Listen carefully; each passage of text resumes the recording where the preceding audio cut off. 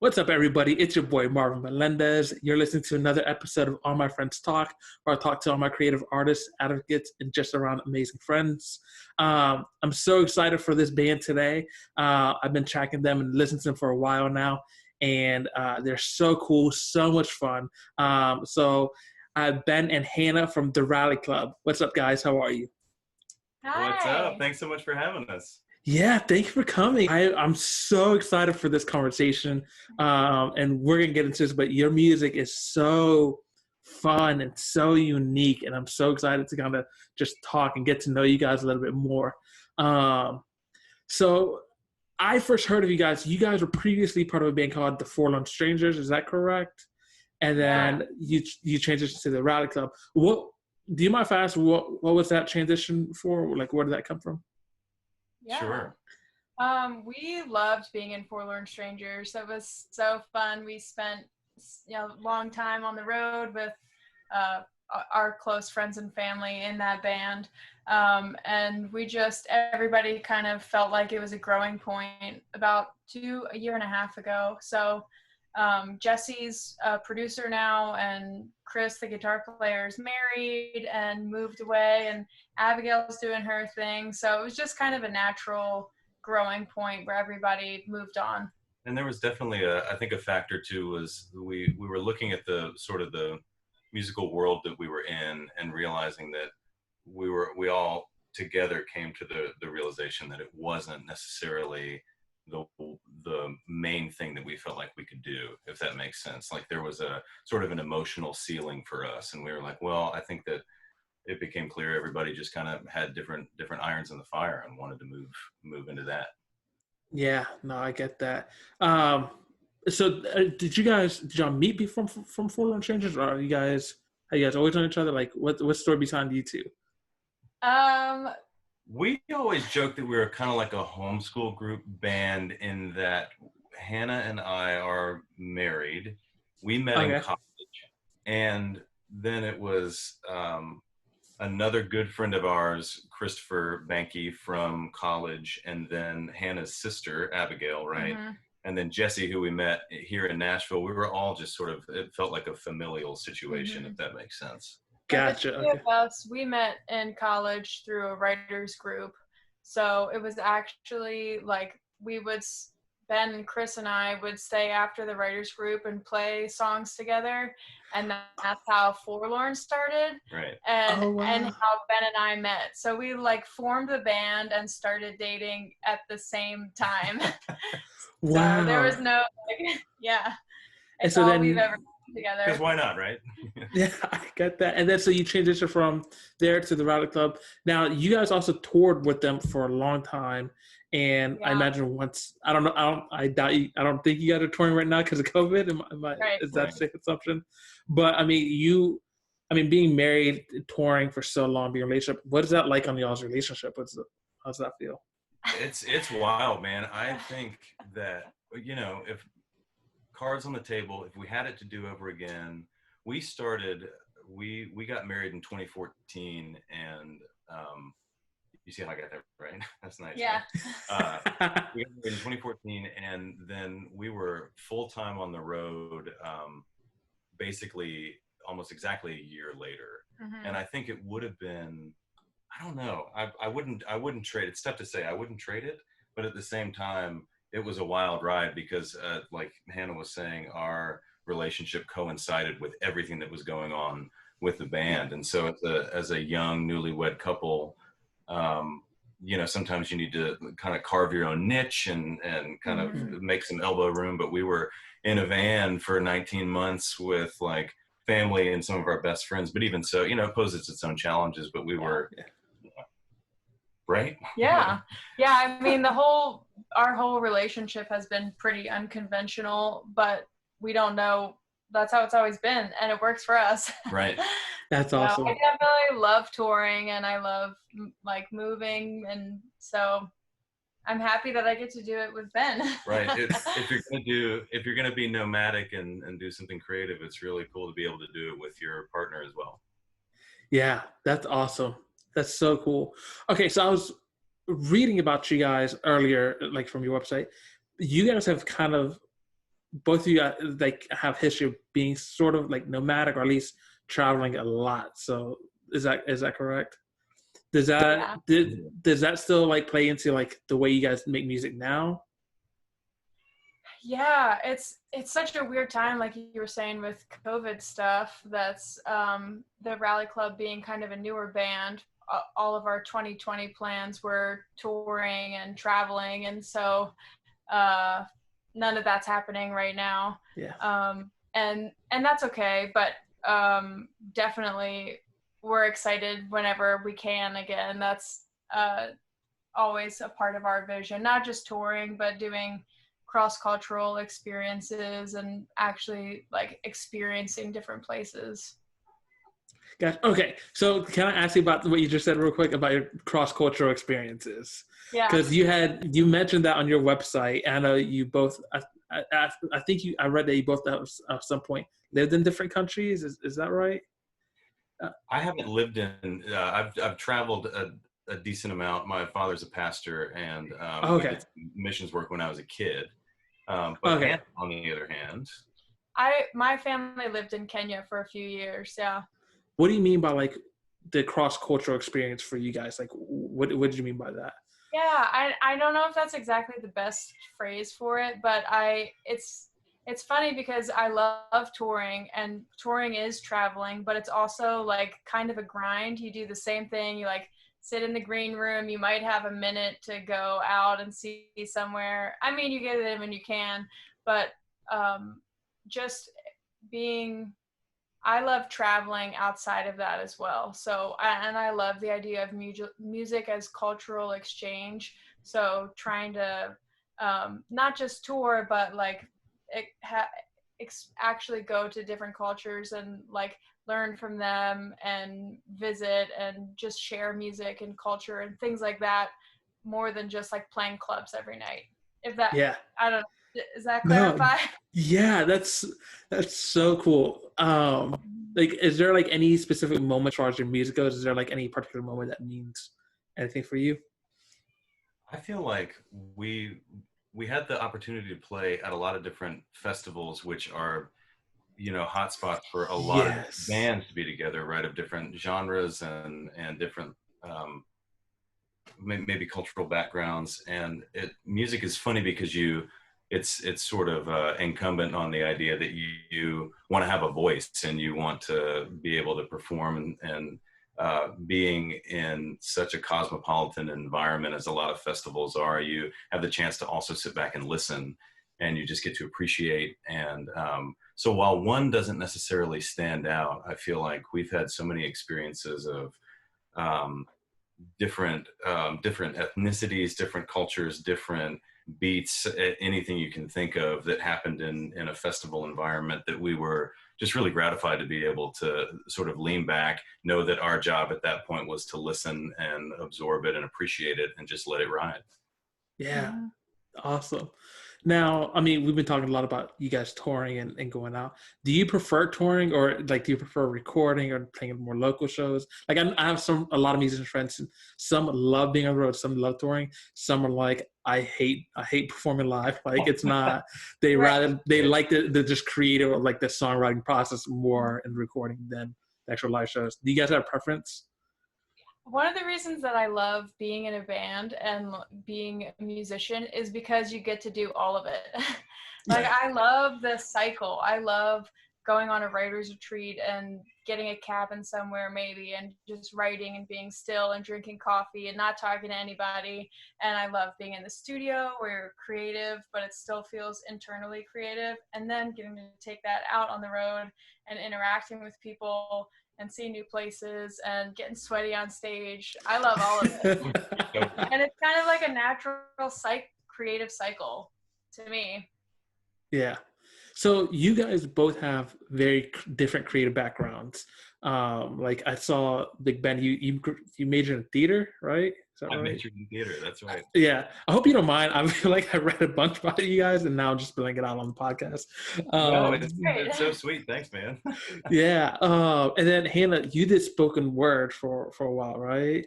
Which, so I used to love, I mean, there was a time in my life I was performing spoken word like 3 or 4 nights a week. So like Wow. that's If you yeah. need So to like when record it, where can we listen to it? um there's no good recordings, so I'm not gonna plug those. There are some floating on YouTube. Say what? Okay. I said, oh no, we'll ask you by email. You just send us the links. Will do. So yeah, so anyways, I geeked out when I saw it. I was like, yeah, because I don't meet many other poets anymore. Um, Yeah. but as far as your creative, like your writing, your process, do you find like any real differences between like when you're writing a poem or when you're working on like, as far as in the theater world, like, do you find yourself like having a major creative difference as far as music goes in that outlet? That's a really good question. Mm-hmm. I feel like one of the reasons I loved theater so much was that it's like an umbrella for almost anything you would want to do creatively. Yeah. Like anything you do creatively, you can do it in the theater. If you want to sing, if you want to dance, if you want to write, if you want to play music, have acts, perform. And so to me, it plugs in really well. It plays well with others when it comes to different art forms. I don't feel like we haven't really had difficulty communicating. Mm-hmm. Although we don't really write together a lot, Mm-hmm. right? Mm-hmm. Really? Yeah. Can you break that down? What is your writing process like? We really both write separately, and we'll be like, here, I don't necessarily have a writing process. Normally, I just wait until a song like comes to life, and then it just comes out, and then I'll be like, here's a song. And Ben does pretty much all the arranging for the Rally Club. So for the songs that I've written, I'll have, sometimes I write them a cappella, and sometimes it'll just be like basic chords on the piano or the guitar, and a lot of times Ben will like flesh out the intricacies of it. But as far as like, we call them the skeleton of the song, we pretty much always write those separately. Basically meaning like lyrics and melody, and it's always open to interpretation and critique, and we try to get it as whittled down to the best things as possible, but usually that happens weirdly enough separately, and then the sort of vision for the song comes together in tandem. Gotcha. Now, as far as your other creative outlets, are you guys still doing it? Like, are you still doing theater? Are you still doing spoken word? Are you guys still doing any of them? After COVID?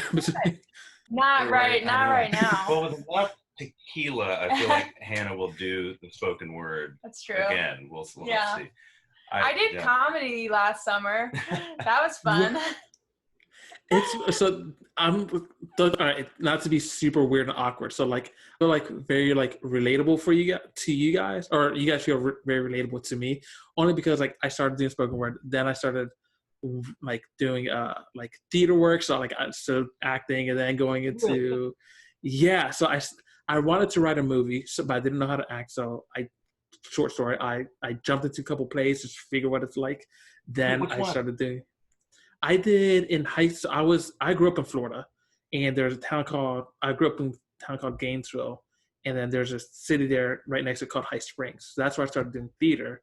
I did the plays Sylvia and Rehearsal for Murder. So I did those. Totally. And then when I got to Nashville, I started doing a couple like background and short films. And then now I'm in pre-production of a film that I wrote.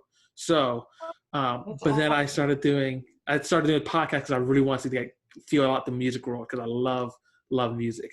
Anyways, not to plug my own stuff too much, because this is your episode. Plug it. It's but it's just so much fun to like see other artists that like, I don't know, that just like, yeah, like you guys are awesome. I don't know, I like you guys a lot. Likewise, man. Thanks. That's great. I think the different mediums help each other too. Like I'll be inspired to get excited about something, and it'll make my other art forms better. But as of recently, I've mostly just been doing music. And I will add to that too, that I think podcasts, for me personally, and I think at large, have become really important because people are just busy, and we're realizing the value of being able to absorb both information and entertainment hands-free. And I'm the poster child for that because I work in a wood shop here in Nashville. And so I've got ear protection and earbuds in all day. And it's just podcasts and audiobooks like all day. Really? And Yeah. it's super important to me. It keeps me from going a little bit crazy. So, and before we get too far away, Florida boy myself, I grew up in Jacksonville. So Shut up. all about Gainesville. Love it. Yeah. I'm just going to go That's ahead and so cool. the camera here. Boom. Oh man. Something that's super unique about you guys, as far as the Rally Club, especially, is that when I listen to it, I can't like pick like a. If I was trying to describe what your music is like, it's almost, and like I mean this in such a positive way. It's kind of hard to describe, right? Like it's because you're not exactly folk. You're not exactly like old school. You guys you're very much like the Rally Club. Like you just kind of have to like hear it to understand it, and it's dope. Like, are you intentionally trying to be? I know every artist wants to be unique and creative, but like the fact that you guys are so different but yet so good, is that like something that's intention? Like, what is the mindset behind that? Is it on purpose? Yeah, thanks for that. Thank you for that. That's awesome. We call it. We have a phrase to describe the music, which is anti-chaos lucid groove pop. It's sort of like a mantra for us to. There's so. I mean, with music, there are just so many different influences, and you never want to try to claim something. I think it would be really difficult to claim something as just your own, just completely original. But I will say it's just kind of when we get inspired, it's what comes out. You know. And with these recordings that we're putting out, we just went into the studio with basically demos, like scratch tracks of songs that were like, okay, this is a song, and then we picked the people that we wanted to play, like our band, and we just recorded them, and that's what came out. So there was a lot of intention in what we were doing, but there wasn't a lot of like planning the sonic space or like, oh, this is the style. It was just like, what's the best way to record this song? And those were the songs we got.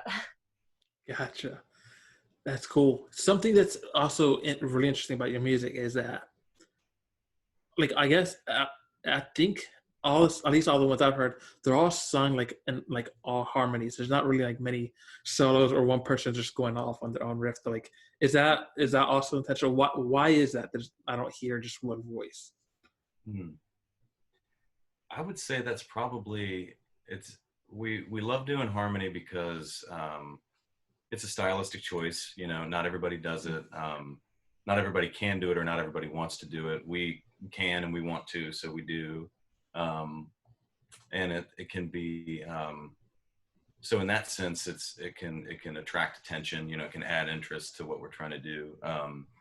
And it also is just such a fun feeling. I think really like deep down to like, especially live, be on stage and just be singing 3 or like in Forlorn Strangers, we would do 4 or 5 part harmonies sometimes. And it's just so like intensely gratifying. And it seems like if you're gonna vibrate together, man. Yeah. And I will say, like, at least for me, like, because I saw you guys live a couple times in Gainesville, back in the Forlorn Stranger days, and I really want to see you guys live as the Rally Club. I am counting down the days till I can do that, just because you guys just you really do. I know we keep talking about this, but you really do put out such fun and like, I don't know if charismatic is the right word, but like it's just such like a hype energy, you know, that's just hard to find. I feel like in a lot of different, like very few places I feel like have the same energy output that you guys have. Wow. Thanks, man. Yeah. But I love that in music. So that's how I feel. I'm like, I want to put on a show that I want to go see. Like, and I'm all about like the serious, like vibey, introspective music too. And some of our songs are like that, but what's the high, I don't know, just like the it's not, I don't know, but I enjoy shows like that too, and I'm glad you feel that way about ours. Totally. Yeah. Like it doesn't have to always be like upbeat and happy and peppy, or it's just like it's just full. Like we talk about the word full a lot as being like in creative pursuits, it's like sometimes full is like kind of dreamy and sad. Sometimes full is like hyped up. You know, it's rich, and it's there's a spectrum of emotion that comes out with stuff. And we're also, I have to say, we're really grateful for people like Reese Williams, who plays bass for us, and Asa Lane, who drums for us, to like create that vibe and that space with us, because it's definitely a group effort. Yeah, I don't know. And it feels like almost like even listening to your music, it almost feels like I'm listening to it live. Like I think it almost feels like you write it to be sung live, like in the crowd. I don't know if that's intentional, but at least that's like the vibe I get from you guys. Yeah, that's awesome. That's cool. Yeah, it feels good to do live, that's for sure. Yeah. Looking up your spoken word right now. Hang on. Please don't. There is one called Gray Black Car that is out there, and if you find Gray Black Car, Gray Black Car, but it's spelled with an E. So that is. In gray, it's an E. Yeah, in gray's an E. So I recorded that with my buddy Blake. We write all, like anything that I write, I always write with my buddy Blake. And so he just called me because we haven't seen each other in like a year. He's like, I don't write music anymore. He's like, I don't write poetry anymore. He's like, I need you. And it's just weird because I feel like, and I think, I mean, this is the thing you guys, I don't know if you call it an advantage, but because like, if I don't have like that one, my go-to person to write with, it's like, who am I bouncing my ideas off of? Who, you know, and it's cool to see you guys have that. You guys, I mean, no pun intended, but are very harmonious. It sounds like in that space. Yeah, right on. Thanks. It is definitely, it makes it for us a lot. It adds a lot of joy and partnership and companionship, and it's just a lot of energy, and yeah, it's super fun. But anyways, I know we gotta, we're almost out of time here, but real quick, I was wondering if people want to find out where they can listen to you guys, where can they find you? We are on all the socials, so you can listen to the music on Spotify or Apple Music or whatever. We're on Instagram and Facebook at the Rally Club, and then our website is therallyclubband.com. And we have a little like newsletter and love sending out like poems and other things that are going on. So it's fun if you want to join the Rally Club. There's a place to do it. Awesome. Well, guys, thank you so much for coming. For all the listeners, go ahead, check out the Rally Club. I promise you're not going to be disappointed with their music. They're so much fun to listen to. And then be sure to look me up at The Only Marvin GM on Instagram, and be sure to like, comment, and subscribe. Guys, there's some more interesting artists on the way. And yeah, I'm so excited to see what's next. And then once again, go check out the Rally Club. Thank you so much, and talk to you soon. Thank you. Thanks, Marvin. Be good. Absolutely.